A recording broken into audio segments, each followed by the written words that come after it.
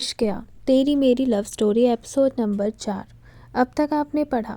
रजत की शादी हो चुकी थी। मंडप में खड़ी उस लड़की का घूंघट हटाना अभी बाकी था। तभी वहां श्रेयांश ने आकर सभी को रजत की असली कारस्तानी बताई। पर रजत इस बात से खुश था कि उसकी शादी हीर से हो चुकी है। अब ये लोग क्या ही कर लेंगे। तभी श्रेयांश ने रजत की खुशी को ज़्यादा ना बढ़ाते हुए अक्षता से उस लड़की के घूंघट को हटाने के लिए कहा, जिसे देखकर रजत बेचारे की हालत खराब हो चुकी थी। आइए देखते हैं क्या देखा रजत ने ऐसा और कौन है उस घूंघट के पीछे। चलिए जानते हैं अब आगे।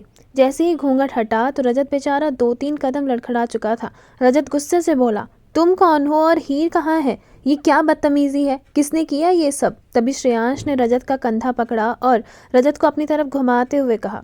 श्रेयांश बोला, मैं बताता हूँ, तुझे क्या लगा था तू इस खेल का मास्टरमाइंड है? जिस समय तू मुझे बेहोश करने वाला था, याद है मुझे किसी का कॉल आया था। वो कॉल किसी और का नहीं बल्कि हीर का ही था और गलती से ही सही अनजाने में वो कॉल रिसीव हो गया। मैं कॉल पर बात नहीं कर पाया, पर उसने कॉल पर मेरी और तुम्हारी वो बातें सुन ली थी। वो समझ चुकी थी कि कमरे में क्या हुआ होगा। जैसे ही तुमने मुझे मार कर बेहोश किया, ये सब बातें हीर फ़ोन पर सुन चुकी थी। साथ में उसे पता चल गया था कि तुमने ऐश्वर्या का खून किया है। थोड़ी देर में मंडप पर आने के लिए दूल्हा दुल्हन को बुलाने वाले थे। इस बीच हीर को कुछ नहीं समझ आया कि वो क्या करे। उसने ओम को और अक्षता को ये बताया, ओम तुम्हारे जाने के बाद मेरे कमरे में आया, पर उससे पहले ओम ने तुम्हारे लिए एक प्लान बनाकर रख दिया था। रजत गुस्से में बोला, कैसा प्लान? श्रेयांश बोला, हीर के लिए जो डिज़ाइनर लहंगा आया था वो 2 लहंगे थे। कभी कभी एक लहंगा अगर किसी कारण डैमेज हो जाता है तो दूसरा लहंगा पहन सकती है, इसलिए डिज़ाइनर ने 2 लहंगे बनाए थे। Same colour, same pattern, same jewellery. तुमको तो पता ही नहीं चला कि दुल्हन असली है या नकली, तो बस हमने इसी का फ़ायदा उठाया। हमने एक लड़की को पैसे देकर तुम्हारे साथ शादी करने की बस एक्टिंग करने के लिए कहा। चिंता मत करो, ये तुम्हारी असली बीवी नहीं है, ये बस एक आर्टिस्ट है। इसे अच्छी खासी रकम दी गई है ये नाटक करने के लिए। वो क्या है ना, तुम जैसे आदमी की बीवी बनना मतलब गड्ढा खोदकर गड्ढे में गिरना। तो हम किसी लड़की को जानबूझकर गड्ढे में क्यों धकेलें? पर तुम्हें सबक सिखाना भी तो ज़रूरी था, इसलिए हमने एक आर्टिस्ट को हायर किया। शॉर्ट नोटिस पर ओम की कंपनी की एक मॉडल आई और इसी ने अभी शादी में जितनी रस्में तुम्हारे साथ हुई है ना, उसी ने निभाई हैं। कन्यादान, फेरे, सिंदूर दान, मंगलसूत्र पहनना, इनफैक्ट पूरी शादी। अब सुनो, तुम्हारे मंडप से निकलने के बाद ओम कमरे में आया। उसने मुझे होश में लाने का ट्राई किया। जब मैं होश में आया तो मैंने ओम को सब कुछ बताने की कोशिश की, पर ओम सब जानता था। ओम ने अपना प्लान बताया और ये भी बताया कि मंडप में हीर नहीं बल्कि कोई और लड़की है, और वो लड़की कोई और नहीं, ओम की कंपनी में काम करने वाली उसकी एक मॉडल है जिसका नाम रिया था। तो बस यहाँ तुम्हारी शादी हुई और मंदिर में मेरी और हीर की। अरे तो तुम्हें तो मैं अपनी वाइफ से मिलवाना भूल गया ना। 1 मिनट जान, जरा अंदर आना, तुम्हें दिखाकर किसी के होश उड़ाने हैं मुझे। इतना कहकर श्रेयांश ने हीर की तरफ को देखते हुए उसे अंदर बुलाया। वहीं हीर रुद्र के साथ अंदर आ रही थी। जैसे जैसे वो हॉल में अंदर मंडप में पहुंचती, रजत बेचारा तो उसे देखकर बेहोश होने वाला था। उसे तो उम्मीद भी नहीं थी कि श्रेयांश इतना बड़ा गेम खेल जाएगा, पर अब वो कुछ नहीं कर सकता था। तभी हीर रजत के पास आई और एक जोरदार थप्पड़ रजत को लगाती हुई बोली। हीर बोली, तुम जैसा गिरा हुआ इंसान मैंने आज तक नहीं देखा रजत। मुझे लगा था तुम एक अच्छे इंसान हो, पर तुमने ये दिखा दिया कि कीचड़ में लिपटा हुआ सूअर तब भी एक सूअर ही रहता है जब वो साफ सुथरा हो। तुम जैसा इंसान कभी नहीं सुधर सकता। पर तुम चिंता मत करो, मैं अपनी गलतियां कभी नहीं दोहराती हूँ। इंस्पेक्टर साहब अंदर आइए ज़रा। इतना कहकर हीर ने इंस्पेक्टर साहब को बुलाया। तो वहीं रजत हीर की तरफ देखते हुए बोला, हीर तुम ऐसा नहीं कर सकती। ये सब मैंने तुम्हारे लिए किया है, और ऐसा मैंने कौन सा गुनाह कर दिया जो तुम पुलिस बुला रही हो? तभी हीर बोली, पहला गुनाह ऐश्वर्या को जान से मारा, दूसरा गुनाह श्रेयांश की जान लेने की कोशिश की, और तीसरा गुनाह एक लड़की से बिना उसकी मर्जी के शादी करने की कोशिश। अब तुम लंबा अंदर जाओगे मिस्टर रजत लूथरा। ले जाइए इंस्पेक्टर इसे। फ़ोन कॉल की रिकॉर्डिंग आपको मिल जाएगी जिसमें रजत ने खुद कन्फेस किया है कि उसी ने ऐश्वर्या का खून किया। रजत चिल्लाता रह गया, लेकिन उसकी किसी ने न सुनी। रजत को पुलिस लेकर जा चुकी थी। वहीं रिया ने श्रेयांश को थैंक यू कहा और रिया की पूरी पेमेंट करके उसे वहां से भेज दिया गया। वहीं अब बारी थी घर वालों के आशीर्वाद की। हीर और श्रेयांश दोनों ने ही मंदिर में शादी कर ली थी, इसलिए बस अब घर वालों से आशीर्वाद लेना था। घर वालों ने उन दोनों को आशीर्वाद दिया और उसके बाद दोनों ने ही काफ़ी सारी पिक्चर्स क्लिक करवाई। थोड़ी देर बाद विदाई की रस्म शुरू हुई। विदाई जिसमें हर किसी की आंखें नम हो जाती हैं। रुद्रागी और रुद्रांश के साथ साथ सभी घर वालों ने प्यार से हीर को विदा किया। श्रेयांश और हीर दोनों ही निकल चुके थे राजपूत मैंशन के लिए, जहां इशिता जी और बाकी सभी लोगों ने नई वधू के स्वागत की तैयारी की हुई थी। पर शादी में कोई था जिसकी आंखें 2 से 4 हो चुकी थी। एक जोड़े को तो आप जान ही चुके हैं, पर दूसरा जोड़ा भी तैयार होने वाला है। शादी हो चुकी थी। श्रेयांश और हीर दोनों ही विदा होकर राजपूत मेंशन पहुंचने वाले थे। राजपूत मेंशन में पहुंचकर सबसे पहले इशिता जी ने उन दोनों की आरती उतारी। आरती उतारने के बाद हीर से एक चावल से भरे कलश को अंदर की तरफ गिराते हुए अंदर आने की तरफ कहा। हीर ने ठीक वैसा ही किया और उसके बाद इशिता जी ने उसकी आरती उतारकर हाथों में छाप लगाते हुए अंदर की तरफ आने के लिए कहा। इशिता जी की बात हीर ने मानी और पाँव की छाप छोड़ते हुए अंदर की तरफ आई। अंदर आ जाने के बाद दोनों ही नवविवाहित जोड़ों को मंदिर ले जाया गया। वहां उनको भगवान का आशीर्वाद दिलाया और फिर इशिता जी ने हीर और श्रेयांश दोनों को ही मंदिर में बैठाया और हीर से अपने नए जीवन को आरंभ करने के लिए नए दिए को जलाकर भगवान से आशीर्वाद लेने के लिए कहा। हीर ने अपनी सास का कहा माना और ठीक वैसा ही किया। नया दीपक जलाकर भगवान से अपने इस नए रिश्ते को सुधारने के साथ साथ बखूबी एक दूसरे का साथ बनाते हुए समर्पण की भावना के साथ चलते रहने का आशीर्वाद मांगा। थोड़ी ही देर में सभी लोग हॉल की तरफ आए, जहाँ छोटी मोटी और रस्में होनी बाकी थी। रस्में शुरू हुई, जिसमें सबसे पहली रस्म थी बंधन खोलना, जिसे आम भाषा में बंधन खोलना भी कहते हैं। इसमें लड़का और लड़की के हाथों में एक पीले रंग के कपड़े में एक सुपारी और साथ में 1 रुपए का सिक्का डालकर बंधन बांधा जाता है। इसे बांध कर लड़का और लड़की शादी से पहले घर से बाहर नहीं निकलते। वहीं कन्यादान के समय ये बंधन दाएं हाथ से खोलकर बाएं हाथ में बांधा जाता है, जिसके बाद लड़की अपने पति के घर जा सकती है। वहीं ये रस्म शुरू हुई। इस रस्म में जो सबसे पहले बिना उस बंधन को काटे और बिना किसी रुकावट के प्यार से उसकी सभी गांठों को खोलता है, तो उसका मतलब ये है कि उस रिश्ते में बहुत प्यार होगा। साथ ही में आने वाली परेशानियों को वो धीरे धीरे करके आसानी से सुलझाते जाएंगे। इस रस्म में सबसे पहले श्रेयांश जीता तो सभी लोग खुशी से ताली बजाने लगे। श्रेयांश ने जल्दी जल्दी सारी गांठें खोल दी थी। वहीं श्रेयांश के खोलने के बाद हीर ने भी सारी गांठों को बखूबी खोला, लेकिन थोड़ा समय लिया। तभी श्रेयांश की चाची उनकी तरफ देखते हुए बोली, कोई बात नहीं बहू रानी, तुम दोनों आपसी समझदारी से इस रिश्ते को बखूबी संभालना और अपने जीवन में आने वाली हर मुश्किल की गांठ को अच्छे से सुलझा कर अपने इस रिश्ते को एक अच्छा मुकाम देना। चलो अब हम दूसरी रस्म शुरू करते हैं। ये रस्म है एक पतीले में जिसमें दूध और कुछ गुलाब की पंखुड़ियाँ मिलाई हुई हैं। इसमें हमें अंगूठी छिपाएंगे जिससे तुम दोनों को ढूंढना होगा, और जो भी इस अंगूठी को सबसे ज़्यादा बार ढूंढेगा, इसका मतलब ये होगा कि घर गृहस्थी में हमेशा उसी की चलेगी। इसमें 3 राउंड होंगे। 3 राउंड में जो सबसे ज़्यादा बार जीतेगा वो विनर होगा। वैसे तुम सबको एक बात बता दूं, आज तक इस राउंड में बहुएं ही जीतती आ रही हैं, तो बहू रानी इस बार लाज रख देना हमारी, तुमने ही जीतना है। तभी अमूल्य अपनी भाई की तरफ देखती हुई बोली, बिल्कुल चाची, भाई तो ये रस्म करेंगे भी नहीं। वो बिना रस्म के ही भाभी की तरफ है और भाभी जो जो कहेंगी भाई वो सब करने को तैयार है। क्यों भाई, मैंने सही कहा ना? तभी श्रेयांश मुस्कुराते हुए अमूल्या की तरफ देखकर बोला। श्रेयांश बोला, हाँ तुमने बिल्कुल सही कहा है। तभी इशिता जी बोली, चलो अब शुरू करते हैं इस रस्म को। इतना कहकर रस्म शुरू हुई। पहले राउंड में श्रेयांश जीता, बाकी 2 राउंड में हीर जीती, तो सभी लोग खुशी से ताली बजाने लगे। वहीं अमूल्या हीर को गले लगाते हुए बोली, वाह भाभी आप जीत गई। इसका मतलब अब भैया पर आपका राज चलेगा और भैया आप जैसा भाभी आपसे कहेंगी वैसा आपको करना पड़ेगा। तभी श्रेयांश की चाची बोली, अरे सही तो है, जोरू का गुलाम होना बनता है। इतनी सुंदर बहू जब मिली हो तो हमारा श्रेयांश क्यों ना बने? क्यों दीदी, सही कह रही हो ना मैं? तभी इशिता जी मुस्कुराते हुए बोली, सही कह रही हो छोटी, बस भगवान से यही कामना है कि तुम दोनों हमेशा यूं ही साथ रहो। इतना कहकर इशिता जी ने हीर और श्रेयांश की नजर उतारी और उसके बाद उन दोनों को कमरे में भेज दिया। अमूल्या हीर को लेकर कमरे में जा चुकी थी। हीर ने कमरे में देखा तो कमरे को बहुत अच्छे से सजाया हुआ था। ने देखा कि गुलाब के फूलों से कमरे को पूरी तरीके से सजा कर रखा हुआ है। साथ ही में छोटी छोटी फ्रेग्रेंस वाली मोमबत्तियां कमरे में एक अलग ही महक को महका रही थी। अमूल्या ने हीर को बेड पर बैठाया और खुद हीर से बोली, अमूल्या बोली, भाभी आप यहाँ पर बैठो, आपको कुछ भी चाहिए होगा तो आप मुझे बता दीजिएगा। तभी हीर अमूल्या के गाल पर हाथ फेरती हुई बोली, तुम जैसी प्यारी बहन जैसी ननद है और क्या चाहिए मुझे, तुम बिल्कुल अक्षता जैसी हो। तभी अमूल्या खुशी से मुस्कुराते हुए बोली, और आप मेरी सबसे प्यारी भाभी हो। अच्छा अब आप बैठो, भैया थोड़ी देर में आने वाले होंगे, और वैसे भी अभी तो भाई से थोड़ा नेक का हिसाब भी चुकता करना है। आप बैठो और देखते रहो। भैया के क्रेडिट कार्ड पर ना मेरी कब से नज़र थी। मैं कॉलेज में पढ़ती हूँ, उसका फ़ायदा भैया ने बखूबी उठाया है। मुझसे कहते हैं कि मैं बच्ची हूँ और मुझे फालतू खर्च नहीं करने चाहिए, पर कोई बात नहीं, आज मैं उन सारी बातों का बदला लूँगी। भैया के ब्लैक क्रेडिट कार्ड पर भाभी कब से मेरी नज़र गई हुई है, आज देखो मैं भैया को कैसे लूटती हूँ। इतना सुनते ही हीर को हंसी आ गई। हीर बोली, तुम भी ना? तभी अमूल्या बोली, बस बस भाभी आप भैया की साइड मत लो, चलो आप बैठो और देखो हमारा कमाल। वैसे बड़े पक्के बिजनेसमैन बनते हैं भैया, पर आज हमने इन्हें लूट ना लिया तो मेरा नाम भी अमूल्या राजपूत नहीं। हीर ने इतना सुना तो हीर के फेस पर स्माइल आ गई। वहीं अमूल्या हीर को गले लगाते हुए बाहर की तरफ चली गई। जाते जाते अमूल्या बोली, भाभी आप यूं ही मुस्कुराते रहिए, आपकी हंसी बहुत प्यारी है और आप भी। हीर बोली, तुम भी बहुत प्यारी हो, भगवान करे तुम्हारी हंसी यूं ही बरकरार रहे। अमूल्या कमरे से बाहर दरवाजे पर जा चुकी थी। वहीं हीर को जैसे ही याद आया कि आज उसकी वेडिंग नाइट है तो वो थोड़ा घबरा गई। उसे समझ नहीं आ रहा था कि वो श्रेयांश को फेस कैसे करेगी और क्या बोलेगी। थोड़ी ही देर में श्रेयांश कमरे में आने लगा। तभी अमूल्या और बाकी सभी लड़कियां श्रेयांश को दरवाजे पर ही रोकती हुई बोली।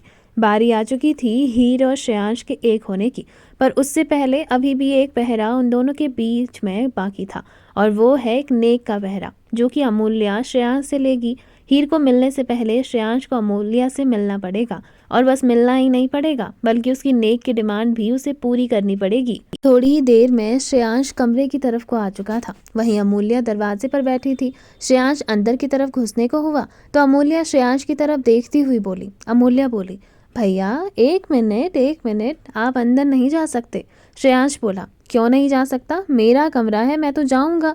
तभी अमूल्या बोली, आप अंदर नहीं जा सकते, वो भी बिना नेक दिए, ये रस्म होती है। अगर आपको भाभी से मिलना है तो टोल टैक्स चुकाना पड़ेगा। श्रेयांश बोला, पर ऐसा क्यों, अपने कमरे में जाने में टैक्स क्यों भरना पड़ेगा भला मुझे। अमूल्या बोली, क्योंकि ये रस्म होती है। तो ठीक है, अब बिना किसी देरी के सीधे डील करते हैं। आप अपना अनलिमिटेड वाला ब्लैक क्रेडिट कार्ड मुझे देंगे, जिससे जितना हमारा मन करेगा हम उतना अमाउंट निकाल लेंगे। ज़्यादा नहीं निकालेंगे, बस थोड़ा बहुत ही निकालेंगे, यही कुछ 10-12 लाख। जैसे ही अमूल्या ने ये कहा तो श्रेयांश को खांसी आ गई। श्रेयांश बोला, 10-12 लाख ये मामूली रकम है तेरे लिए। अमूल्या बोली, भाभी के सामने तो ये कुछ भी नहीं है, शुक्र मानो कि बस इतना ही मांगे हैं। अगर आपको भाभी से मिलना है तो ठीक है, चुका दो ये टैक्स, नहीं मिलना तो फिर देख लो आप अपना हिसाब। देखो भैया, आप केवल आज ही भाभी से मिल सकते हो, क्योंकि कल आपको कुलदेवी की पूजा के लिए कुलदेवी के मंदिर जाना है, और कुलदेवी की पूजा 2 दिन होती है, और इन 2 दिनों में आप भाभी के पास नहीं रह सकते हो। इतना तो आपको पता होगा, बाकी आप समझदार हो। वैसे टाइम बीता जा रहा है। अमूल्या बात बात में श्रेयांश को ये बता रही थी कि जल्दी से नेक दे दे, नहीं तो समय बीतता जा रहा है। तभी श्रेयांश बोला, अजीब गुंडागर्दी है, देखो इतना ज्यादा टैक्स तो मैं बिल्कुल नहीं दूंगा, नेक के नाम पर तुम बिल्कुल लूट मचा रहे हो। अमूल्या बोली, ठीक है, खड़े रहो बाहर। अमूल्या ने इतना कहा ही था कि तभी वहां पर इशिता जी आ गई। इशिता जी श्रेयांश को देखकर बोली, क्या हुआ श्रेयांश बेटा, ये शोर कैसा। श्रेयांश बोला, देखो ना मम्मी, लूट मचा कर रखी हुई है, कह रही है कि नेक के नाम पर इसे ब्लैक क्रेडिट कार्ड चाहिए, वो भी मेरा। तभी इशिता जी बोली, क्या सच में। अमूल्या, ये गलत बात है, तुमने श्रेयांश से उसका क्रेडिट कार्ड मांगा। श्रेयांश तो खुशी से झूम उठा और अपने कॉलर को इतराते हुए ऊपर करते हुए अमूल्या की तरफ इशारा करने लगा कि तभी इशिता जी अमूल्या से बोली, मुझे तो लगा नहीं था कि तुम इतने से मान जाओगी। चलो कोई बात नहीं, तुम इतने से भी मान गई हो तो मुझे लगा तुम्हें थोड़ा और कुछ भी चाहिए होगा। तभी अमूल्या बोली, नहीं मम्मी, क्रेडिट कार्ड मिल जाएगा तो हम सब कुछ खरीद लेंगे, जो जो हमें चाहिए होगा। क्यों बहनों, सही कह रही हूँ ना मैं। बाकी की जो लड़कियां थी वो भी हाँ में हाँ मिलाती हुई बोली। तभी अपनी मम्मी को अमूल्या की साइड होता देख श्रेयांश बोला, ये क्या बात हुई, अभी अभी पार्टी बदल ली। तभी इशिता जी बोली, बेटा दे दे, नेक होता है ये। तभी श्रेयांश बोला, दुश्मन ना करे मम्मी, वो काम किया है आपने। इशिता बोली, ठीक है लड़कियों, तुम्हारा भाई आज हॉल में सोने वाला है, तुम लोग कुंडा लगाओ और चलते बनो। तभी श्रेयांश बोला, एक मिनट, मैंने कब बोला मैं हॉल में सोऊंगा, दे रहा हूँ, पर मेरा वॉलेट यहाँ नहीं है, वो अंदर कमरे में है।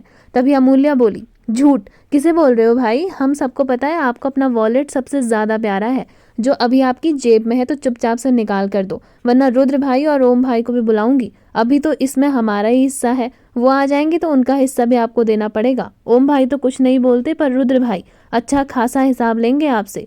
रुद्र का नाम सुनते ही श्रेयांश ने चुपचाप अपने वॉलेट में से अपना क्रेडिट कार्ड निकाला और अमूल्या को दे दिया और बोला।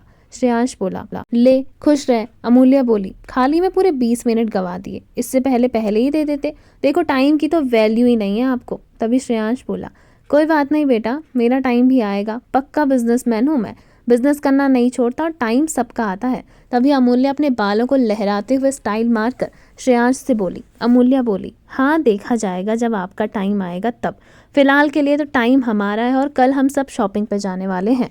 इतना कहकर अमूल्या ने श्रेयांश को रूम की चाबी दी और वहां से अपनी गर्ल्स गैंग के साथ चलती बनी। तभी इशिता जी श्रेयांश से बोली, कोई बात नहीं बेटा, होता है। तभी श्रेयांश बोला, रहने दो, आप ही ने बोला था इसे ऐसा करने को। तभी इशिता जी बोली, बिल्कुल नहीं, मैंने तो बहुत सी चीज़ें बोली थी इसे करने के लिए, पर इसने तो बस क्रेडिट कार्ड ही मांगा है। खैर कोई बात नहीं, चल जा, बहू इंतज़ार कर रही है। इतना कहकर इशिता जी भी वहाँ से चली गई। वहीं श्रेयांश अपने सर पर हाथ फेरते हुए बोला। श्रेयांश बोला, पता नहीं कहाँ फंस गया मैं, हीर कब से इंतज़ार कर रही होगी। इतना कहकर उसने दरवाज़ा खोला और देखा कि हीर वहाँ सिमटी सकुचाई बैठी हुई है। श्रेयांश ने दरवाज़ा बंद किया और फिर अपने वॉलेट को वहीं टेबल पर रखते हुए धीरे धीरे हीर के पास आया। हीर घबरा रही थी और अपने पैरों को पीछे की तरफ करती हुई अपने सर को झुकाकर पलकों को झुकाती हुई बैठी थी। श्रेयांश ने उसकी इस हरकत को देखा और मुस्कुरा उठा। श्रेयांश धीरे से हीर के पास आया और वहीं बेड पर बैठ गया। हीर ने अभी भी अपनी आंखें नीचे झुकाकर रखी हुई थी। श्रेयांश हीर की तरफ देखते हुए बोला, कब से चाहता था तुम्हें ये कहना, बहुत सुंदर लग रही हो आज। हीर ने इतना सुना तो शर्म से उसके गाल लाल हो गए। श्रेयांश हीर को देख रहा था। श्रेयांश फिर बोला, अभी से इतना शर्माने लग गई तुम तो, आगे क्या होगा तुम्हारा हाल। जैसे ही हीर ने ये सुना तो वो शर्म से उठ खड़ी हुई और बालकनी की तरफ जा खड़ी हुई। श्रेयांश ने हीर को ये अंदाज देखा तो वो चुपके से उसके पास आया और उसे पीछे से अपने गले लगा लिया और अपनी ठोडी को उसके कंधे पर सटाते हुए बोला। श्रेयांश बोला, क्या हुआ, तुम खुश हो। हीर ने कुछ जवाब नहीं दिया तो वहीं श्रेयांश हीर के कानों की तरफ धीरे से बोला। श्रेयांश बोला, हम मैरिड हैं हीर, हमारी शादी हो चुकी है, अब तो अपनी ये शर्म छोड़ दो। जैसे ही हीर ने ये सुना तो उसने अपनी पलकें बंद कर ली। श्रेयांश ने हीर को अपनी तरफ घुमाया तो हीर चुपचाप श्रेयांश की तरफ मुड़ गई। श्रेयांश ने पूनम की उस रात में पूरे चंद्रमा के आगोश में हीर का वो प्यारा सा चेहरा देखा और उसे निहारते हुए बोला। श्रेयांश बोला, जानती हो हीर, आसमान में बहुत से तारे हैं पर चांद सिर्फ एक है। ऐसे ही इस दुनिया में बहुत सी लड़कियां हैं पर हीर सिर्फ एक है और वो मेरे पास है। मेरा कोहिनूर हीरा, तुम जान हो मेरी, तुम्हारा दुख सुख सब कुछ मेरा है। अब तो अपनी आंखें खोलकर जी भरकर मुझे निहार लो। जैसे ही श्रेयांश ने इतना कहा तो हीर ने अपनी पलकें धीरे से ऊपर को उठाई और दोबारा शर्म से लाल गाल लिए अपनी पलकें नीचे कर ली। हीर की यह हरकत श्रेयांश देख कर मुस्कुरा रहा था। तभी वह हीर से बोला। श्रेयांश बोला, क्या हुआ हीर। हीर ने ना में सर हिलाया और बोली, कुछ नहीं। हीर और श्रेयांश के बीच की ये अनकही बातें दोनों ही समझ रहे थे। हीर शादी को स्वीकार कर रही थी, श्रेयांश इस बात को समझ रहा था। श्रेयांश बोला, तुमसे एक बात पूछूं। हीर ने हाँ में सर हिलाया और बोली। हीर बोली, हाँ बोलो। श्रेयांश बोला, तुम इस शादी से खुश हो। हीर बोली, हाँ खुश हूँ। जैसे ही हीर ने यह कहा तो श्रेयांश ने खुशी में हीर को अपनी गोद में उठा लिया और उसे धीरे धीरे कदमों से उसे बिस्तर के पास लाया और वहीं उसे बिठाते हुए उसकी तरफ देखकर उसकी खूबसूरती को निहारते हुए बोला। श्रेयांश बोला, मैं तुमसे बहुत प्यार करता हूँ, मानता हूँ हमारे बीच बहुत सी मिसअंडरस्टैंडिंग रही, पर वादा करता हूँ कि तुम्हारा साथ कभी नहीं छोड़ूंगा। तुम जैसा चाहती हो वैसा होगा। अगर तुम इस रिश्ते को स्वीकार करने में थोड़ा समय देना चाहती हो तो कोई बात नहीं, मुझे मंजूर है। तभी हीर बोली, श्रेयांश, तुम मेरा साथ कभी छोड़ोगे तो नहीं ना। श्रेयांश बोला, कभी नहीं, भरोसा कर सकती हो मुझ पर। हीर बोली, वही चाहती हूँ कि किया गया भरोसा कभी ना टूटे। श्रेयांश बोला, ऐसा कभी नहीं होगा और जिस दिन ऐसा होगा तुम्हारी कसम तुम्हें शक्ल भी नहीं दिखाऊंगा अपनी। हीर ने इतना सुना तो श्रेयांश को गले लगा लिया। वहीं श्रेयांश हीर के इस पहले कदम से खुश था। श्रेयांश ने हीर की तरफ देखा और उसे अपनी तरफ झुकाकर कहा। श्रेयांश बोला, वैसे आज तुम सच में बहुत सुंदर लग रही हो। तभी हीर बोली, इसका मतलब मैं और दिनों अच्छी नहीं लगती। श्रेयांश बोला, नहीं ऐसा नहीं है, पर आज तुम्हारे चेहरे पर जो नूर है ना वो अलग है। सच कहते हैं लोग, शादी हो जाने के बाद लड़की के चेहरे पर एक अलग सा नूर होता है। जैसे ही हीर ने ये सुना तो वो मुस्कुरा उठी। हीर बोली, इतने बड़े बिजनेसमैन को ये सब बातें सुनने का टाइम मिलता है। तभी श्रेयांश बोला, जब इतनी बड़ी डॉक्टर ये बात सुन और समझ सकती है तो मैं किस खेत की मूली हूँ। वैसे जब से तुमसे प्यार करने लगा हूँ ना तो इन बातों पर गौर करने लगा हूँ। जैसे ही हीर ने ये सुना तो उसके चेहरे से हंसी छूट गई। हीर बोली, तुम्हारी इस अदा पर कितनी लड़कियां इंप्रेस हुई होंगी, सच बताओ, कितनी लड़कियों को इंप्रेस किया है अपनी इस अदा से। श्रेयांश बोला, कोशिश तो एक ही लड़की को करने की थी, लगता है वो थोड़ी थोड़ी इंप्रेस हुई है। हीर बोली, इतनी आसानी से थोड़ी ना इंप्रेस हो जाऊंगी, मैं हीर सिंह ओबरॉय हूँ। हीर ने इतना कहा ही था कि तभी श्रेयांश ने उसे अपनी तरफ खींचा, जिससे वो उसके और करीब जा लगी। श्रेयांश की इस हरकत को देखकर हीर चौंक चुकी थी। श्रेयांश बोला, हीर सिंह ओबरॉय से तुम हीर श्रेयांश सिंह राजपूत हो चुकी हो। जैसे ही श्रेयांश ने यूं कहा तो हीर बोली, फिर भी एटीट्यूड की कमी तो दोनों में से किसी में नहीं होनी चाहिए, क्यों, सही कह रही हूँ ना मैं। श्रेयांश बोला, कसम से जब तुम इस एटीट्यूड में रहती हो ना बवाल लगती हो। हीर बोली, वैसे तुमने ये टपोरी लैंग्वेज कहाँ से सीखी। श्रेयांश बोला, है ना एक छोटा भाई, टपोरी है वो, उसी की वजह से मैंने ये ना जाने कहाँ से सीख ली। 2 दिन भी नहीं हुए इसे आए और इसकी भाषा सीख गया हूँ मैं। हीर बोली, अच्छा है, कभी कभी टपोरी लैंग्वेज भी आनी चाहिए। श्रेयांश बोला, अगर तुम्हें पसंद है जाने में तो तुम्हारे लिए तो पूरा टपोरी बन जाऊंगा। तुम कहो तो तुम्हारे घर के आगे अपनी बुलेट लेकर चक्का लगाता फिरूं, तुम्हारा पीछा करूं, तुम्हारे इंतजार में दिन से रात कर दूं, रात से दिन कर दूं। ही श्रेयांश के सर पर हाथ मारते हुए बोली, क्या तुम भी? श्रेयांश बोला, सचमुच? वैसे भी इश्क की कोई उम्र नहीं होती और अभी तो हमारी उम्र है ही इश्क करने वाली। तुम कहो तो शुरू हो जाए। हीर बोली, बस बस, तुम सचमुच बहुत इंटरेस्टिंग हो। श्रेयांश बोला, वो तो मैं हूँ, बस तुमने गौर बहुत देर से किया। तभी श्रेयांश थोड़ा रुककर और बोला, वैसे एक बात बताओ, तुम्हें ये सब भारी नहीं लग रहा? हैवी हैवी जोड़ा, हैवी ज्वेलरी। हीर बोली, लग तो रहा है, पर तुम्हारी बातें ज़्यादा इंटरेस्टिंग लग रही हैं। अच्छा, अब इसे खोलने में मेरी मदद करो। तभी श्रेयांश बोला, तो शुरुआत कहाँ से करें? हीर बोली, तुम्हारे इशारों को ना मैं बहुत अच्छे से समझती हूँ, चुपचाप से मेरी जूड़ा पेन निकालना शुरू करो। श्रेयांश ने हीर का ये जवाब सुना तो वो मुस्कुरा उठा। श्रेयांश और हीर दोनों ही एक दूसरे के सामने खुल रहे थे। उनकी ये प्यार भरी बातें उनके रिश्ते की एक नई शुरुआत थी। जब हीर ने श्रेयांश से अपनी ज्वेलरी और जूड़ा पेन खुलवाने के लिए कहा तो श्रेयांश हीर के साथ मस्ती करने लगा। श्रेयांश की मस्ती को देखकर हीर श्रेयांश की तरफ देखती हुई फिर बोली, हीर बोली, तुम सच में बहुत बेशर्म हो, अश्लील आदमी।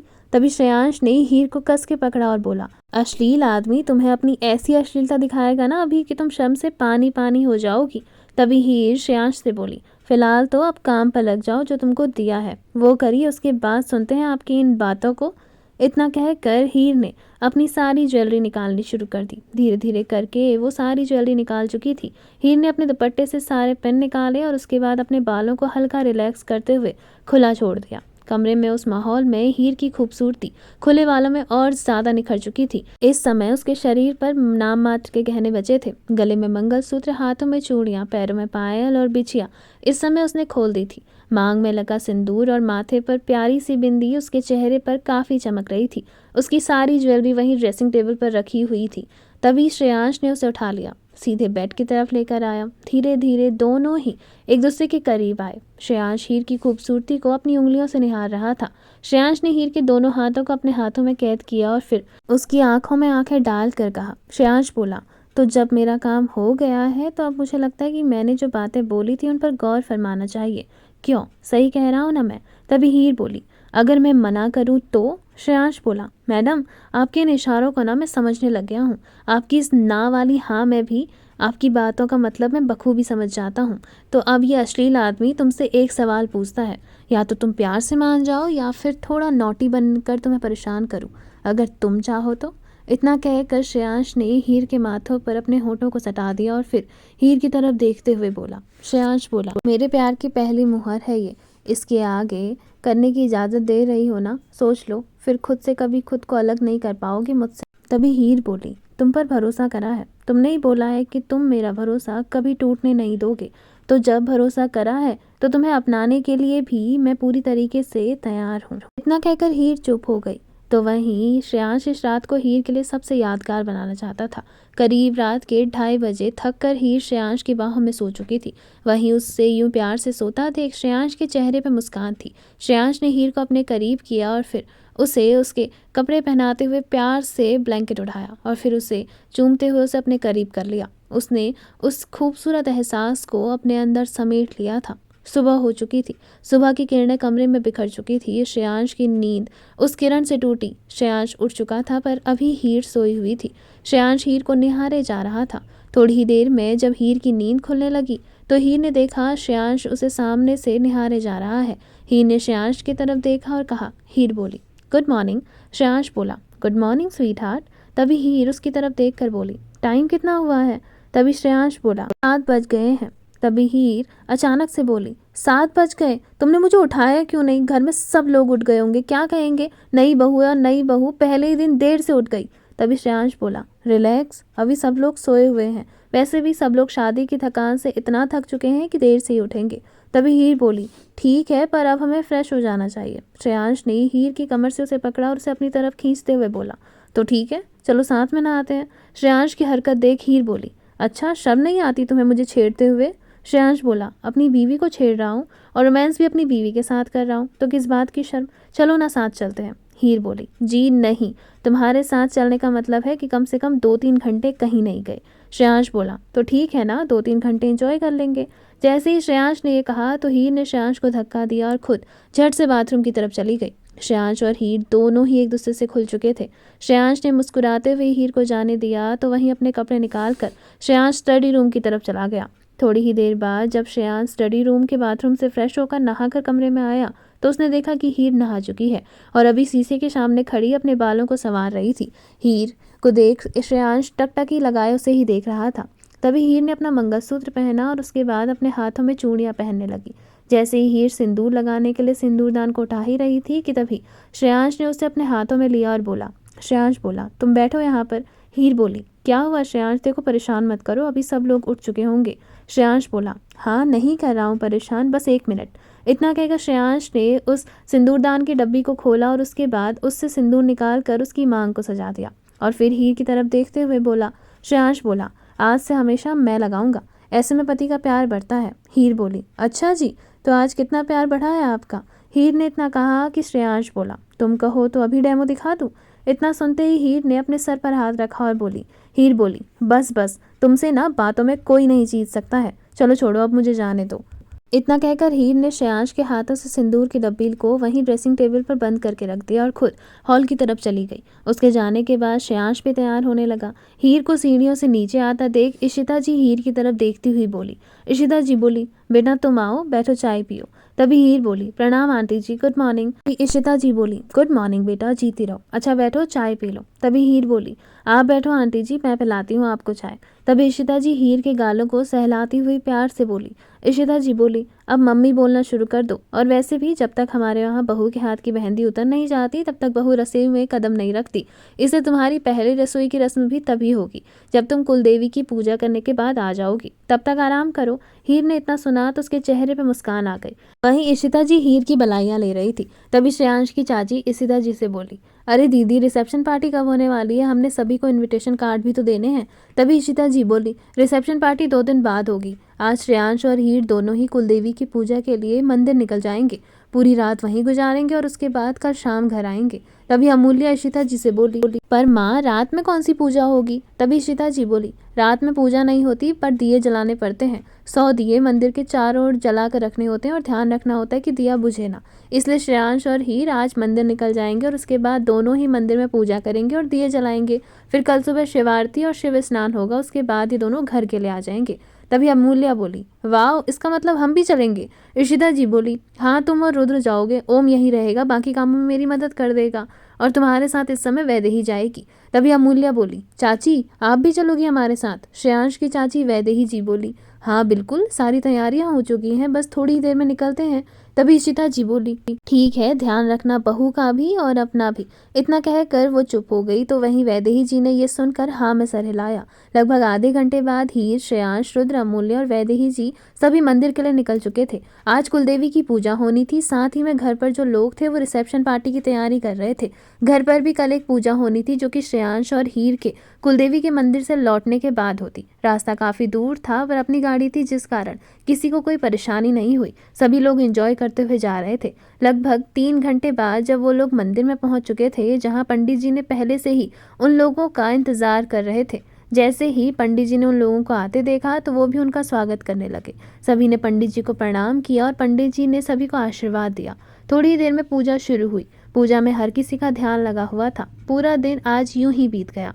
रात होने को थी। पूजा के मुताबिक आज रात को ही 100 दिए हीर और श्रेयांश ने मिलकर जलाने थे, जिसकी तैयारी में वैदेही जी के साथ वो दोनों लग गए। वहीं रुद्र और अमूल्या दोनों ही फोटोज क्लिक करने पर लगे हुए थे। फोन कॉल पर अननोन नंबर था। अमूल्या ने फोन कॉल रिसीव किया तो दूसरी तरफ से आवाज सुनकर अमूल्या एक पल के लिए चौंक गई। अमूल्या ने फोन रिसीव किया और बोली, हेलो कौन? दूसरी तरफ से आवाज आई। आवाज बोली, मैं लक्ष्य बोल रहा हूँ, हीर दीदी का भाई। जैसे ही अमूल्या ने लक्ष्य का नाम सुना तो ना जाने वो कौन से ख्यालों में खो गई।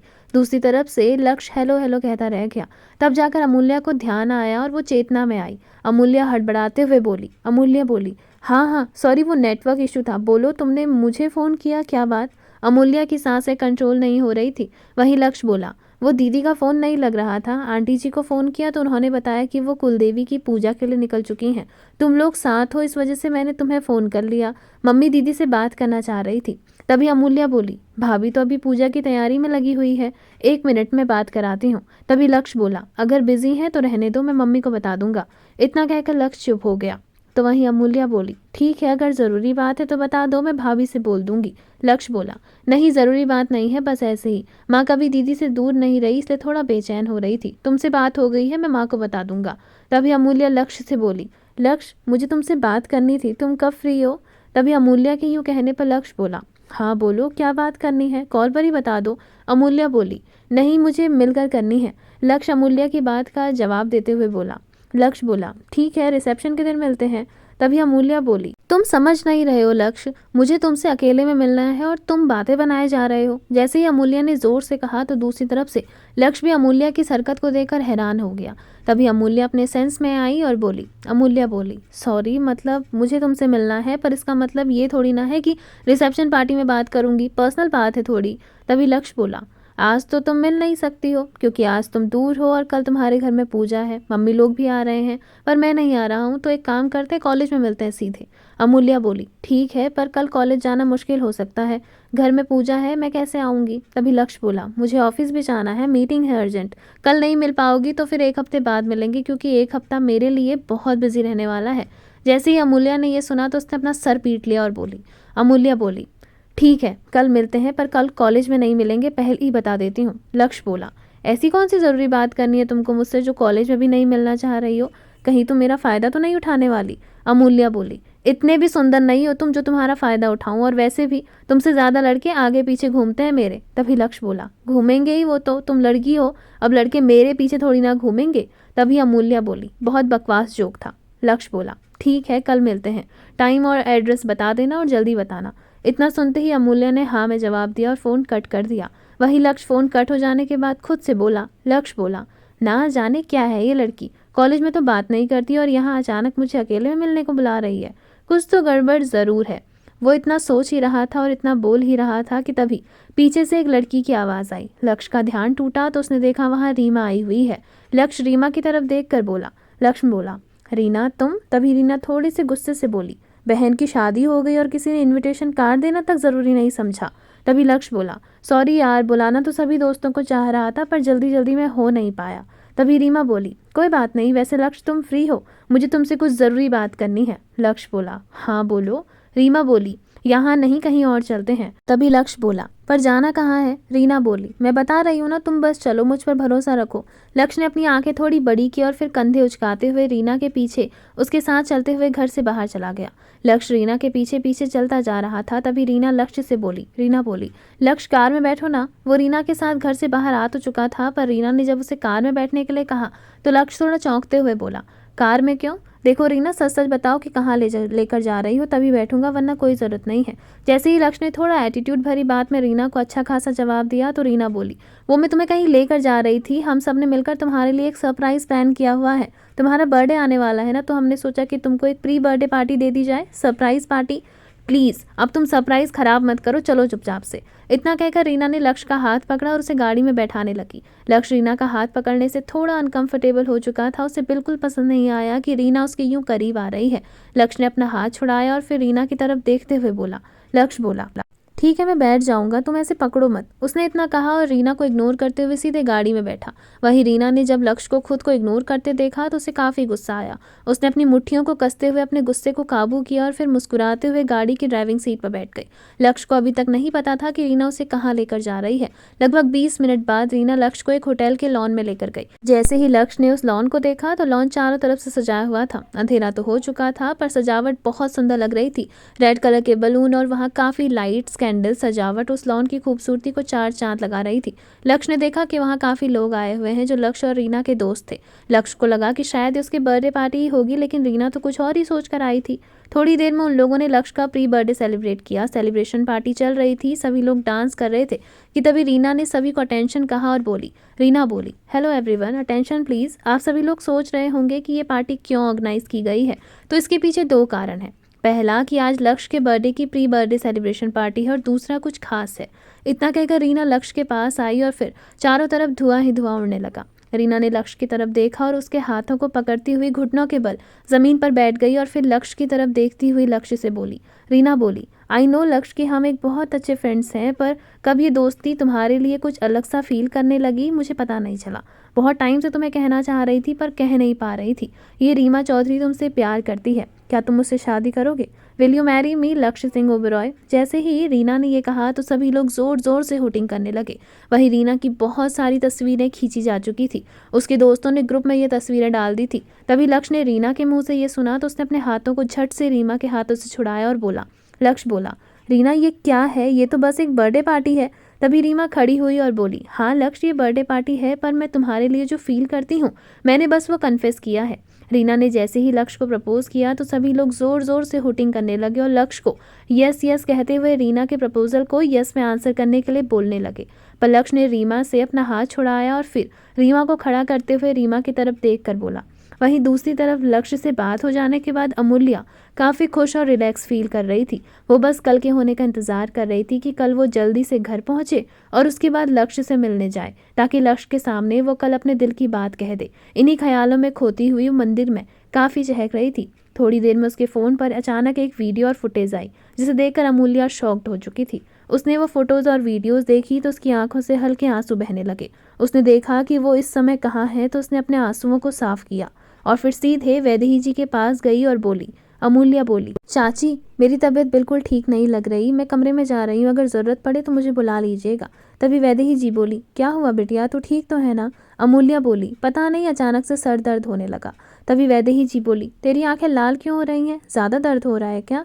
तभी अमूल्या बोली, ज़्यादा नहीं, मैं आराम करूँगी तो ठीक हो जाएगा, आप चिंता मत करो। तो वहीं वैदेही जी बोली, ठीक है मैं यहाँ हीर और श्रेयांश के साथ हूँ, तो एक काम कर, तू रुद्र के साथ रूम पर चले जा। अमूल्या ने हाँ में सर हिलाया और सीधे रुद्र के साथ कमरे की तरफ चली गई। लक्ष्य रीमा की तरफ देखते हुए अचरज भरी निगाहों से दूसरी तरफ रीमा की तरफ देख कर बोला। लक्ष्य बोला, आई एग्री रीमा, मैं तुम्हारे प्यार की कद्र करता हूँ, लेकिन मैं तुमसे प्यार नहीं करता। जैसे ही रीना ने यह सुना तो उसके कदम लड़खड़ा गए। यही सभी लोग चौंक चुके थे, जिससे माहौल में अभी तक हुटिंग और बहुत सारा शोर शराबा रीना के लव कन्फेशन पर था। वहीं अचानक से शांति हो गई। सभी लोग लक्ष्य को देख रहे थे। लक्ष्य सबकी ओर देखते हुए बोला। लक्ष्य बोला, हाँ फ्रेंड्स, मुझे लगा ये बस मेरे बर्थडे पार्टी है, लेकिन ये सब होगा मुझे नहीं पता था। रीना, मैंने तुमसे कब कहा कि मैं तुमसे प्यार करता हूँ? तभी रीना बोली, पर हम दोनों बहुत अच्छे दोस्त हैं लक्ष्य, और वैसे भी प्यार का रास्ता दोस्ती से होकर ही जाता है। तभी लक्ष्य बोला, जाता है पर हमारा नहीं। ऐसे तो दोस्त मेरी आशिका भी है, पर इसका मतलब ये थोड़ी ना कि वो भी मुझे प्रपोज कर दे या मैं उसे प्रपोज कर दूं। देखो रीना, मैं तुम्हारे प्यार की कदर करता हूँ, लेकिन मैं तुमसे प्यार नहीं करता। तभी रीना बोली, तो कोई बात नहीं लक्ष्य, वैसे भी दोस्ती में प्यार होने में कितना टाइम लगता है। हम आज दोस्त हैं, कल लवर बन जाएंगे। तुम प्लीज़ मेरे प्यार को एक्सेप्ट करके तो देखो। तभी लक्ष्य बोला, देखो रीना, मैं तुमसे बहुत प्यार से कह रहा हूँ, मैं तुमसे प्यार नहीं करता, मैं किसी और से प्यार करता हूँ, और उसकी जगह मेरी लाइफ में कोई नहीं ले सकती, तुम भी नहीं। जैसे ही रीना ने यह सुना तो वो हताश हो गई, पर उसने लक्ष्य को मनाना नहीं छोड़ा। वो बार बार लक्ष्य को अपना लव कन्फेशन करती रही, लेकिन लक्ष्य ने साफ इनकार कर दिया। पर कॉलेज के फ्रेंड्स ग्रुप में रीना और लक्ष्य को प्रपोज करती हुई वीडियोस और कुछ फ़ोटोज़ वायरल हो चुकी थी। ये फ़ोटोज़ अमूल्या को मिल चुकी थी। अमूल्या ने जब वो पिक्चर्स देखी तो उसकी आंखों से बेइंतहा आंसू निकलने लगे। उसने बड़ी मुश्किल से अपने आंसुओं को कंट्रोल किया और उन वीडियोज़ को पूरा देखा। वो वीडियो केवल रीना के लक्ष्य को प्रपोज करने की ही थी। उस वीडियो को देखकर अमूल्या ने यह तय कर लिया कि लक्ष्य ने रीना का प्रपोजल एक्सेप्ट कर लिया है, और उसके लिए तो ये बात वज्रपात सी साबित हो रही थी। अमूल्या बिल्कुल टूट चुकी थी। तो वहीं दूसरी तरफ लक्ष्य ने रीना को साफ इनकार कर दिया। अब हर कोई जानने के लिए उत्सुक था कि लक्ष्य किस लड़की से प्यार करता है, साथ ही में कौन है वो लड़की जिसके लिए लक्ष्य ओबेरॉय ने रीना चौधरी को ठुकराया। वहीं रीना ने जब लक्ष्य के मुंह से ये सुना कि वो किसी और से प्यार करता है तो वो बौखला गई और गुस्से से लक्ष्य की तरफ देखती हुई बोली। रीना बोली, नहीं, ये नहीं हो सकता लक्ष्य, तुम किसी और से प्यार नहीं कर सकते, तुम सिर्फ मेरे हो, मैं तुम्हें किसी और का नहीं होने दूंगी। इस समय वो बिल्कुल एक साइको पागल की तरह लग रही थी। तभी लक्ष्य ने रीना को समझाया और रीना समझना चाह ही नहीं रही थी। रीना बिल्कुल पागलों की तरह बिहेव कर रही थी। तभी लक्ष्य ने एक जोरदार थप्पड़ रीना को लगाया और बोला। लक्ष्य बोला, स्टॉप इट रीना, ये क्या पागलों जैसी हरकतें हैं? सिर्फ तुम्हारी ही मर्जी नहीं चलेगी, मेरी भी मर्जी होती है। मैं नहीं करता तुमसे प्यार, बता दिया ना एक बार, पर इसका मतलब ये थोड़ी ना कि तुम जबरदस्ती अपने आप से प्यार करवाओ। देखो रीना, मैं अभी क्लियर कर दे रहा हूँ, मैं तुमसे प्यार नहीं करता, मैं जिससे प्यार करता हूँ उसी से शादी करूँगा। तभी रीना बोली, क्यों लक्ष्य, क्यों ऐसा क्यों है कि मैं तुमसे प्यार करती हूँ तो तुम मुझसे प्यार नहीं कर सकते। तभी लक्ष्य ने रीना को समझाते हुए कहा और बोला, देखो रीना, ज़रूरी नहीं कि हम जिसे चाहें उसे अपना बना सके, कभी कभी जिसे हम चाहते हैं उसकी इच्छाओं का मान रखना भी ज़रूरी होता है। तभी रीना बोली, तो तुम मेरी इच्छा का मान रख दो ना, मैं तुमसे प्यार करती हूँ। तभी लक्ष्य अपने सर पर हाथ रखते हुए बोला, हे प्रभु, क्या करूं मैं तुम्हारा। देखो रीना, मैं तुम्हें बोल चुका हूं, मैं तुमसे प्यार नहीं करता। अगर आइंदा इस टॉपिक पर तुमने मुझसे कोई बात की तो हम सबकी दोस्ती खत्म। मैं नहीं चाहता कि मेरी वजह से जिससे मैं प्यार करता हूं उस लड़की पर कोई खतरा आए। मैं बस कॉलेज कंप्लीट होने तक का वेट कर रहा हूं। कॉलेज कंप्लीट हो जाएगा, मैं उस लड़की से शादी कर लूंगा। मैं जानता हूँ वो लड़की भी मुझसे बहुत प्यार करती है, इसलिए लास्ट बार बोल रहा हूँ, मैं तुमसे प्यार नहीं करता। हो सके तो मुझे माफ़ कर देना। तुम्हारी इस पार्टी के लिए थैंक यू सो मच, पर तुम्हारे इस लव प्रपोजल के लिए मैं इंटरेस्टेड नहीं हूँ। मेरी लाइफ में सिर्फ एक लड़की है और वही रहेगी। ऐसे ही बाकी सभी लोगों ने लक्ष्य का ये लव कन्फेशन सुना तो वो लोग थोड़ा मायूस भी थे और थोड़ा खुश भी। रीना उन सबके ग्रुप की दोस्त थी, वहीं लक्ष्य भी उन सबके ग्रुप में सबसे अच्छा दोस्त था। रीना के प्रपोजल को ना करने का हर किसी को गम तो था, तो वहीं इस बात की खुशी थी कि लक्ष्य की लाइफ में कोई और लड़की है जिससे लक्ष्य बहुत प्यार करता है। सभी दोस्त रीना को समझाने लगे। वहीं रीना गुस्से का घूंट पीकर वहां से जा चुकी थी। उसके कुछ दोस्त उसे समझाने के लिए उसके पीछे भी गए, लेकिन वो इस समय किसी से बात नहीं करना चाहती थी। लक्ष्य भी वहां से जा चुका था, लेकिन कॉलेज में ये बात फैल चुकी थी कि रीना ने लक्ष्य को प्रपोज किया। आधी आधी बात इधर उधर जा चुकी थी। किसी ने कहा कि लक्ष्य ने रीना का प्रपोजल एक्सेप्ट नहीं किया, बल्कि लक्ष्य किसी और से प्यार करता है, तो कोई कह रहा था कि लक्ष्य ने रीना का प्रपोजल एक्सेप्ट कर लिया। जितनी मुंह उतनी बातें हो रही थी, पर इसका प्रभाव अमूल्य पर भी पड़ने वाला था। और वो प्रभाव क्या पड़ा, वो लोग तो आधा हम सब देख ही चुके हैं। मंदिर में इस समय हीर, श्रेयांश और वैदेही जी के साथ में अमूल्य ने अपनी तबीयत खराब होने का बोला और उसके बाद वहीं पास ही के होटल में आकर रुद्र अमूल्य के साथ ही था। लेकिन बगल वाले रूम में अमूल्य अपने रूम में बैठी बेतहाशा रोए जा रही थी। अमूल्य अपने कमरे में रो रही थी, तभी उसने देखा कि उसके फ़ोन पर किसी का कॉल आ रहा है। अमूल्य का मन तो नहीं था कॉल रिसीव करने का, पर अमूल्य ने अनमने रूप से ही अपने फ़ोन की तरफ देखा, जो उसने बिस्तर पर गुस्से से दूसरी तरफ पटक कर फेंक दिया था। अमूल्य ने फ़ोन उठाया और फ़ोन देखा तो उसमें उसकी बेस्ट फ्रेंड पूर्वी का ही कॉल आ रहा था। अमूल्य ने वो कॉल रिसीव किया तो वो दूसरी तरफ से ज़ोर ज़ोर से रोने लगी। दूसरी तरफ से अमूल्य की बेस्ट फ्रेंड उससे बोली, पूर्वी बोली, ये तूने जो मुझे फ़ोटोज़ और वीडियोज़ भेजी हैं, ये तुझे किसने भेजी। तभी अमूल्य बोली, ये फ़ोटोज़ फ्रेंड्स ग्रुप में आई थी और वीडियोज़ भी। देख, उस रीना ने मेरे लक्ष्य को मुझसे छीन लिया। इतना कहकर अमूल्य और ज़ोर ज़ोर से बेतहाशा रोने लगी। तो वहीं दूसरी तरफ पूर्वी अपना सर पीटते हुए बोली, मेरी बात सुन बहन, आधी अधूरी बात सुनकर रोना काट रही है यहाँ पर, सुन ध्यान से अब। अमूल्य बोली, तू भी सुना ले अब मुझे। तभी पूर्वी बोली, अमूल्य पूरी बात तो सुन ले। लक्ष्य ने रीना का प्रपोजल एक्सेप्ट नहीं किया है, ये वीडियोज़ और फुटेज आधी अधूरी फेक हैं। जैसे ही पूर्वी ने यह कहा तो अमूल्य की खुशी का ठिकाना नहीं रहा। वो एकदम से खुशी से बोली, क्या सच? पर तुझे ये सब किसने बताया? अमूल्य के यूं कहने पर पूर्वी बोली, तुमने रो रो के समुद्र बना लिया था यहाँ पर, तो फ़ोन करके पता किया है मैंने, अपने सोर्स लगाए और बस पता चल गया। अब पर सुन, मुझे कुछ और भी पता चला है। अमूल्य बोली, क्या पता चला है? पूर्वी बोली, देख, पहले प्रॉमिस कर कि तू ना रोएगी और ना ही इस बात का बुरा मानेगी। अगर तू ऐसा करती है तब मैं तुझे वो बात बताऊंगी, पर अगर तूने रोना धोना करा तो मैं नहीं बताऊंगी, सोच ले। अमूल्य बोली, ठीक है, प्रॉमिस, मैं नहीं रोऊंगी, पर जैसा तू कहेगी वैसा करूंगी। अब बता मुझे क्या बात हुई है। इतना कहकर अमूल्य चुप हो गई तो पूर्वी ने अमूल्य को पार्टी की सारी बात बताते हुए कहा।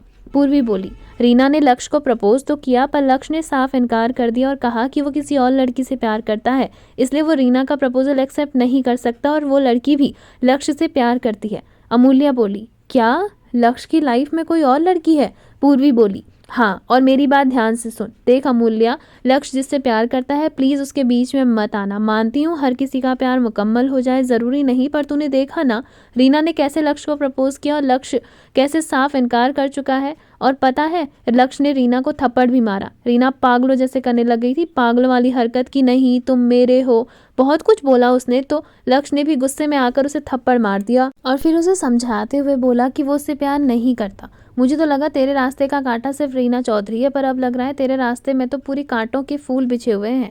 जैसे ही अमूल्य ने ये सुना तो उसने अपना सर पीट दिया और बोली, अमूल्य बोली, एक इंसान से प्यार किया था और वो भी मेरा ना हो सका, क्या जिंदगी है यार मेरी। तो दूसरी तरफ से पूर्वी बोली, चल कोई बात नहीं। तभी अमूल्य बोली, पर पता है मैं लक्ष्य से अपने दिल की बात बोलने वाली थी। पूर्वी बोली, कब? अमूल्य बोली, कल मैं लक्ष्य से मिलकर सब कुछ बताने वाली थी उसे। तभी पूर्वी बोली, तुझे पता है लक्ष्य की गर्लफ्रेंड हमारे कॉलेज की ही है शायद। जैसे ही पूर्वी ने ये सुना तो अमूल्या बोली, यार तू क्यों मेरे जले पे नमक छिड़क रही है? ये बात बोलकर अब प्लीज़ मुझे उसका नाम मत बताना, तुझे पता है तब भी मत बताना। तभी पूर्वी बोली, बस एक यही तो नहीं पता, उसने सबके सामने कन्फेस किया कि वो लड़की से प्यार करता है और कॉलेज कंप्लीट हो जाने के बाद उसकी फैमिली से शादी के लिए बात करेगा। मतलब लड़का क्लियर कट है कि प्यार करने के बाद सीधे शादी करनी है, मतलब कॉलेज कंप्लीट और सीधे शादी की सहनाई। और मैंने सुना है लक्ष्य की बड़ी बहन की शादी तो हो चुकी है, तो बस अब लक्ष्य की एक और दीदी बची है, उसके बाद लक्ष्य की शादी होगी। तभी अमूल्या बोली, ठीक है, कल मिलती हूँ लक्ष्य से। अब क्या कर सकती हूँ, मना तो कर नहीं सकती उसे, वरना वो भी क्या सोचेगा कि मैंने उसे मिलने के लिए कहा और फिर बाद में खुद ही मना कर दिया। तभी पूर्वी बोली, पर तू उससे बोलेगी क्या? तभी पूर्वी के यूँ कहने पर अमूल्या बोली, पता नहीं, अभी सोचा तो नहीं है, चल मैं तुझे कल बात करूँगी। और हाँ, कल घर में पूजा है, परसों रिसेप्शन पार्टी। पूजा में तो घर पर होंगी नहीं, बस रिसेप्शन पार्टी में तुझे आना है, मैं तुझे लेने आ जाऊंगी, ठीक है ना? जैसे ही पूर्वी ने हाँ कहा तो अमूल्या ने भी हंसते हंसते फ़ोन कट कर दिया। पर अमूल्या का दिल कितना रो रहा था ये बात सिर्फ अमूल्या जानती थी। वहीं पूर्वी अमूल्या के दर्द को समझ सकती थी, पर पूर्वी अमूल्या के लिए कुछ कर नहीं पा रही थी। कौन है आखिर वो लड़की जिससे लक्ष्य बेइंतहा प्यार करता है, ये जानना बेहद दिलचस्प होगा। वहीं क्या होगा जब अमूल्या को सारा सच पता चलेगा कि लक्ष्य किस लड़की से प्यार करता है। अमूल्या का दिल रीना के लक्ष्य को यूं प्रपोज करने से तो टूट चुका है, तो क्या होगा अब आगे, जानना बेहद दिलचस्प होगा। आपको कहानी का यह भाग कैसा लगा कमेंट सेक्शन में कमेंट करके ज़रूर बताइएगा। वीडियो पसंद आई हो तो वीडियो को लाइक करेगा, शेयर करेगा, कमेंट करिएगा और बेल आइकन दबाकर चैनल को सब्सक्राइब करना ना भूलिएगा, ताकि आप इस कहानी के आने वाले किसी भी भाग को बिना मिस किए आसानी से और सबसे पहले देख सकें। तब तक के लिए आप सभी लोगों के ढेर सारे प्यार, ढेर सारे कमेंट्स का बहुत बहुत धन्यवाद।